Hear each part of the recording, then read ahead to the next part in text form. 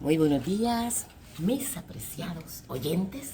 ¿Cómo hemos amanecido este día? Alabado sea nuestro Creador, Redentor y Sustentador, Jesucristo. Bienvenidos a Lecturas de Esperanza. Para esta mañana leeremos en el libro de Segunda de Timoteo, capítulo 1, versículo 7. Reza la santa palabra del Señor. Porque no nos ha dado Dios un espíritu de cobardía, sino de poder, de amor y de dominio propio. Alabado sea nuestro Señor por esta santa palabra.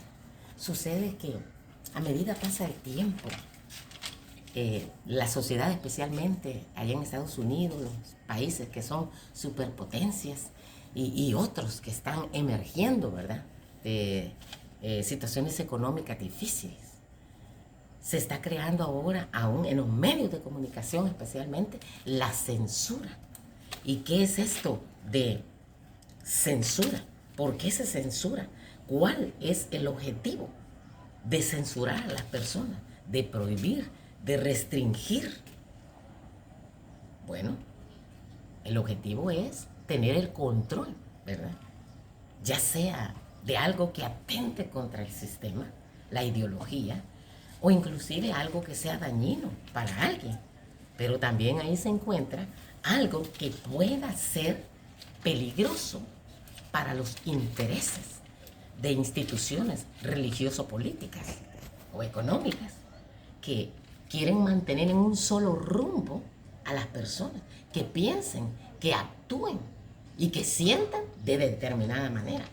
Como estamos estudiando en esta semana los precursores, en las Sagradas Escrituras también encontramos un precursor tanto del enemigo especialmente, como lo es el rey Saúl, precursor, ¿verdad?, que es antes para seguir una línea o una forma de acción, una corriente. Así que existe un paralelismo interesante en la historia del rey Saúl, primer rey de Israel. Dios les había recomendado encarecidamente a los israelitas que se abstuvieran de imitar ¿a quiénes? A las ciudades vecinas, a los gentiles, que tenían reyes mundanos en lo más alto de la sociedad. Sin embargo, el pueblo de Dios ignoró sus advertencias e instauró a su rey, a Saúl, ¿verdad?, creando el mismo problema que la iglesia cristiana experimentaría en tiempos de Constantino y posteriormente en un matrimonio profano entre la iglesia y el Estado. Saúl, al igual que Lucifer, era considerado increíblemente atractivo, según lo dice ya en Primera de Samuel, capítulo 9, versículo 2. Dice que de la tribu de Benjamín, allí había un jovencito que nadie le superaba. Muy bonito era el muchacho, guapo, ¿verdad? Inclusive sobrepasaba en altura de los demás.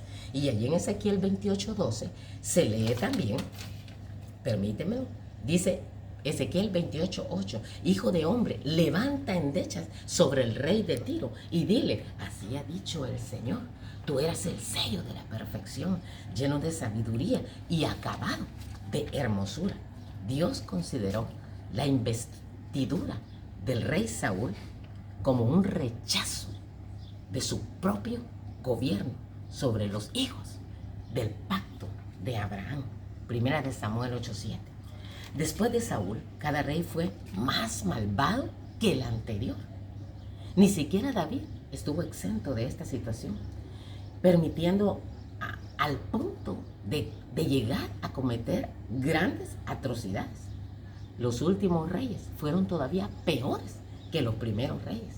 Abominables, dice las Sagradas Escrituras en Segunda de Crónicas 36:8. Es decir, decía, los hechos y las abominaciones del rey Joacim. Y luego, el rey Joacim gobernó por 11 años. Su hijo Joaquín, a la edad de 8 años, fue rey. Y adivina, 3 meses y medio nada más pudo reinar, porque después entró el ejército babilónico y se los llevaron cautivos, ¿verdad? ¿Por qué? Porque hicieron lo malo delante de los ojos de Dios. Hay que tener cuidado, y esa es la pregunta que nos tenemos que hacer, ¿verdad? ¿Estoy haciendo yo lo malo delante de los ojos de Dios o lo que a Él le agrada? Su maldad condujo directamente a la desolación del templo Y esta fue, en otras palabras, la abominación desoladora original, siendo la maldad del propio pueblo de Dios y no de algún extraño. Este es quizá el mayor error profético del mundo cristiano actual, la creencia de que nuestros peores problemas son externos y son al interior. El pueblo de Dios siempre ha sido su propio peor enemigo. Y la caída de la iglesia siempre ha sido producto de nuestros propios errores. Cuando nos atacan los de afuera, Dios nos defiende, ¿verdad? Milagrosamente. Sin embargo, cuando nosotros voluntariamente nos desviamos de su santa voluntad, el resultado es catastrófico, ¿verdad? Desastre total. En definitiva, se trata de la apostasía de los cristianos. Personas que en última instancia reconocieron a Cristo. ¿Pero de qué manera?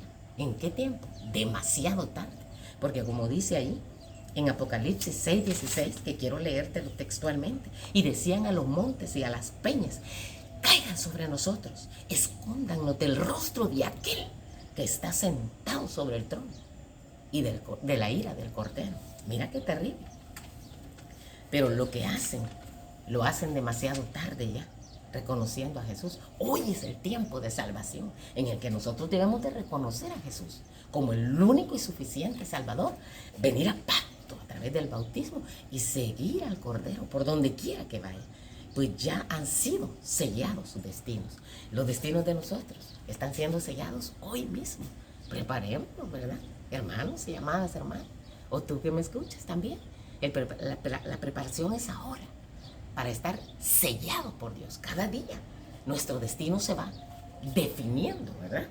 Para eternidad, vida eterna, o para perdición eterna, que eso no es lo que quiere Dios para ti. Israel provocó la destrucción del templo, y del mismo modo, la iglesia cristiana en general provoca su propia ruina al dejarse seducir por los reinos de este mundo, es decir, los adoradores de la bestia. ¿Qué es seducir? Seducir es atraer, cautivar, arrastrar a alguien con halagos, orgullos, para algo, frecuentemente, algo malo. ¿Con qué propósito? Con el propósito de hacerlo malo. Atraer, persuadir a alguien. ¿Hasta qué? Hasta rendir su voluntad. Así que no nos dejemos seducir, ¿verdad? Por este mundo, por los reinos de este mundo. ¿Por qué? Porque nos va a llevar a que nuestra voluntad la rindamos al amo de este mundo, el diablo. Y no, existe un Dios todopoderoso, que es el dueño de verdad de este planeta. Y es el que se dio por ti. ¿Qué estamos esperando entonces? Rindamos nuestra voluntad. Dejémonos atraer por la cuerda de amor de nuestro Señor. Así que, al comienzo de la historia de Saúl, él parecía un tipo propio de Cristo. Fue ungido en privado por el profeta Samuel y luego recibió su corona tras demostrar su valía en el campo de batalla.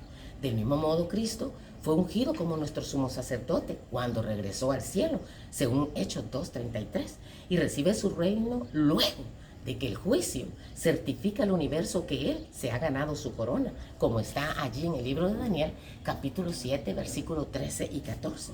Saúl también fue lleno del Espíritu Santo al comienzo de su reinado. Dice que solo dio la vuelta, sí, el profeta Samuel, y en el mismo momento el Espíritu Santo estuvo, lo transformó.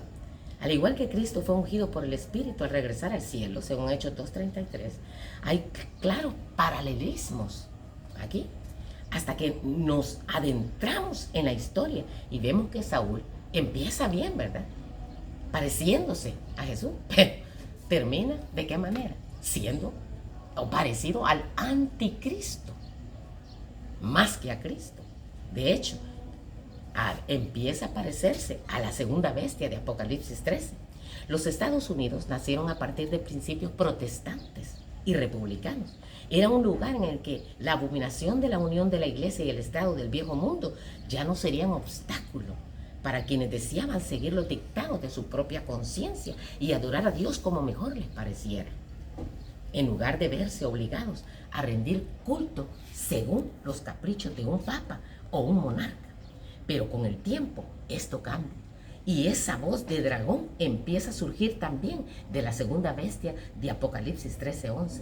La libertad religiosa comienza a desvanecerse y la segunda bestia crea una imagen de la primera exigiendo, ¿qué cosa? Adoración o muerte. Que Dios nos ayude, amados que me escuchan, porque tenemos que decidirnos ahora mismo. Dice ahí en una obra titulada Testimonios para la Iglesia, tomo 5, página 426, escrito por Elena de White: cuando nuestro país, escribe ella, viviendo en Estados Unidos, repudie todo principio de su constitución como gobierno protestante y republicano, entonces sabremos que ha llegado el tiempo en que se verá la asombrosa obra de Satanás y que el fin está cerca. Pero Dios a nosotros, según el libro de Segunda de Timoteo, capítulo 1, versículo 7, no nos ha dado un espíritu de cobardía, sino un espíritu de poder, dice la Sagrada Escritura, de amor y de dominio propio. Marquemos el tiempo cada día con nuestro Señor Jesucristo, que nada quiebre esa comunión con Dios, para que sea leído en nuestras frentes el nombre de nuestro Señor Jesucristo y seamos llevados al cielo. La paz de Cristo quede con cada uno de nosotros. Si el Eterno lo permite, nos encontramos en una próxima lectura de esperanza. Amén.